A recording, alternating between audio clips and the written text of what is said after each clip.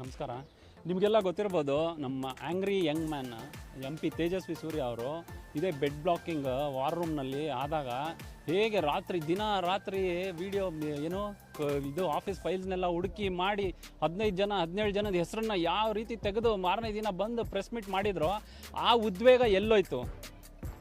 ಅದೇ ನೀವು ಬೇರೆ ಪಕ್ಷಗಳು ಬೇರೆ ರಾಜ್ಯದಲ್ಲೆಲ್ಲ ಹೋಗಿ ನೀವು ಪ್ರೊಟೆಸ್ಟ್ ಎಲ್ಲ ಮಾಡ್ತಿದ್ದೀರಾ, ಇಲ್ಲಿ ನಿಮ್ಮದೇ ಚಿಕ್ಕಪ್ಪನವರು ಈ ಥರ ಒಂದು ಕಳಪೆ ಕಾಮಗಾರಿ ಮಾಡಿದ್ದಾರೆ, ಇದನ್ನು ನೀವು ಕೇಳೋದಿಲ್ವಾ? ಅವ್ರ ಮನೆ ಮುತ್ತಿಗೆ ಎಲ್ಲ ಹಾಕೋದಿಲ್ವಾ? ಅವ್ರಿಗೆಲ್ಲ ನೀವು ಪ್ರಶ್ನೆ ಮಾಡೋದಿಲ್ವಾ? ಅಲ್ಲ, ಅಲ್ಲಿಗೆ ನಿಮಗೆ ನಿಮ್ಮ ಪ್ರಕಾರ ನಿಮ್ಮ ಚಿಕ್ಕಪ್ಪ ಅವ್ರು ಮಾಡಿದ್ರೆ ಅದೆಲ್ಲ ಸರಿ, ಏನೇ ಮಾಡಿದ್ರು ಸರಿ, ಬೇರೆ ಪಕ್ಷದವ್ರು ಮಾಡಿದ್ರೆ ಮಾತ್ರ ತಪ್ಪಾ? ಈಗ ಇಲ್ಲಿ ನೀವು ನೋಡ್ಬೋದು, ಆಳ 50 ಅಡಿ ಆಳ ಇದೆ, ಅದು ಕೆಳಗೆ ಕುಸಿದು ಬಿದ್ದರೆ ಏನಾಗ್ಬೋದು ಅಂದರೆ ಜನಸಾಮಾನ್ಯರ ಬಗ್ಗೆ ಯೋಚನೆ ಮಾಡಿ. ಅವ್ರು ಕೂಲಿಯವರಾದ್ದರಿಂದ ಸ್ವಲ್ಪ ತಡ್ಕೊಂಡಿದ್ದಾರೆ, ಅವ್ರು ಹೇಗೋ ಜೀವಂತವಾಗಿ ಬದುಕುಳಿದಿದ್ದಾರೆ. ಬೇರೆ ಇದೇನಾದರೂ ಕಾಮಗಾರಿ ಆದಮೇಲೆ ಏನಾರ ಈ ಥರ ಇನ್ಸಿಡೆಂಟ್ ಆಗಿದ್ದಿದ್ರೆ ಜನಸಾಮಾನ್ಯರು, ನಾನು ಖಂಡಿತ ಹೇಳ್ತೀನಿ, ನಡಿಬಾರ್ದು. ಆ ಥರ ಯಾವುದೋ ಒಂದು ದುರ್ಘಟನೆ ಖಂಡಿತ ನಡೆದಿರ್ತಿತ್ತು. ಇಲ್ಲಿ ಇವರು ನಮ್ಮ ಗೆಳೆಯರು ಹೇಳಿದಾಗೆ ಒಂದು ಬೋರ್ಡ್ ಇಲ್ಲ, ಯಾರ ಹತ್ರ ಕಾಂಟ್ರಾಕ್ಟ್ ಇದೆ ಏನಿಲ್ಲ.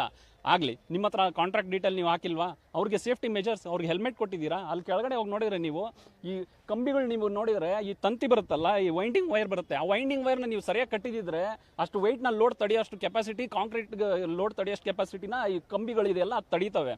ಈ ಕಂಬಿಗಳೆಲ್ಲ ಹಾಗೆ ಇದೆ, ನೀವು ನೋಡಿ ಆ ತಂತಿಗಳಿದೆಯಲ್ಲ, ತಂತಿಗಳು ಒಂದು ಕಾಣೋದಿಲ್ಲ ನಿಮಗೆ.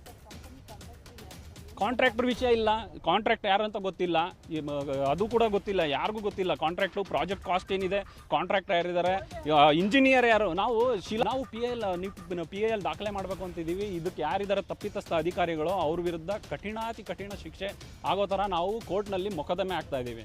ನಾನು ಇನ್ನೊಂದು ಎಕ್ಸಾಂಪಲ್ ಕೊಡೋಕ್ಕೆ ಇಷ್ಟಪಡ್ತೀನಿ. ಶಿಲಾಯುಗದ ಕಾಲದಲ್ಲಿ ನೀವು ನೋಡ್ಬೋದು, ಆ ಶಿಲಾಯುಗದ ಕಾಲದ ರೋಡ್ಗಳು ಕೂಡ ಈಗಲೂ ಕೂಡ ನೀವು ನೋಡ್ಬೋದು, ಹೋದರೆ ಕೆತ್ತರೆ ರೋಡ್ಗಳೆಲ್ಲ ಕಾಣ್ತಾ ಇದೆ. ಆ ಥರ ಇರೋವಾಗ ಈ ಇಂಜಿನಿಯರ್ಗಳು ಎಕ್ಸಾಮ್ನೆಲ್ಲ ಅಟೆಂಡ್ ಮಾಡಿ ಬಂದು ಸೆಲೆಕ್ಟ್ ಆಗಿ ಕುಂತು ಇವತ್ತು ಈ ಥರ ಕಳಪೆ ಕಾಮಗಾರಿ ಮಾಡ್ತಾರೆ ಅಂದರೆ, ಈ ಇಂಜಿನಿಯರ್ ಇಲ್ಲ ಮೇಸ್ತ್ರಿನೇನ ಕರ್ಕೊಂಡ್ಬಂದು ಕೆಲಸ ಮಾಡಿಸಿ 40% ಏನು ಕೊಡಬೇಕು ಕಮಿಷನ್, ಒಂದು ಅದನ್ನು 60-80 ಮಾಡಿ ಮಿಕ್ಕಿರೋ ದುಡ್ಡನ್ನು ಮಾತ್ರ 30% ಕೊಟ್ಟು ಏನಾನ ಕೆಲಸ ಮಾಡಿಸಿದಾರೇನೋ ಅಂತ ನಮ್ಗೆ ಅನ್ನಿಸ್ತಾ ಇದೆ.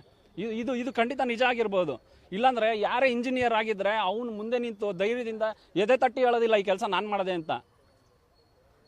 ಹಾಗಾಗಿ ನಮ್ಮ ಬೇಡಿಕೆ ಇಷ್ಟೇ, MP ತೇಜಸ್ವಿ ಸೂರ್ಯ ಅವರೇ, ಸ್ವಲ್ಪ ನಿಮ್ಮ ಉದ್ವೇಗನ ತೋರಿಸಿ, ನಿಮ್ಮ ಆ್ಯಂಗ್ರಿ ಯಂಗ್ ಮ್ಯಾನ್ ಏನಿದೆ ಆ ಇಮೇಜ್ನ ಹಾಗೆ ಮೇಂಟೈನ್ ಮಾಡ್ಕೊಳ್ಳಿ ಈ ವಿಷಯದಲ್ಲೂ ಕೂಡ ಅಂತೇಳಿ. ನನ್ನ ಹೆಸರು ಮಂಜೂರ ಪಾಪಣ್ಣ ಅಂತ, ವಿದ್ಯಾಪೀಠ ವಾರ್ಡ್ ಪ್ರೆಸಿಡೆಂಟ್.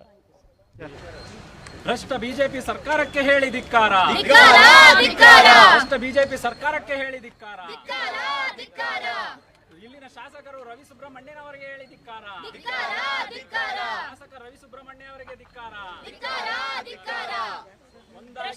ಒಂದಾಗಿ ಜನಸಾಮಾನ್ಯರೇ ಒಂದಾಗಿ, ಒಂದಾಗಿ ಜನಸಾಮಾನ್ಯರೇ ಒಂದಾಗಿ. 40% ಕಮಿಷನ್ ಸರ್ಕಾರಕ್ಕೆ ಹೇಳಿ ಧಿಕ್ಕಾರ, ಡಬಲ್ ಟ್ರಬಲ್ ಸರ್ಕಾರಕ್ಕೆ ಹೇಳಿ ಧಿಕ್ಕಾರ, ಡಬಲ್ ಟ್ರಬಲ್ ಸರ್ಕಾರಕ್ಕೆ ಹೇಳಿ ಧಿಕ್ಕಾರ. ಭ್ರಷ್ಟ ಬಿಜೆಪಿ ಸರ್ಕಾರ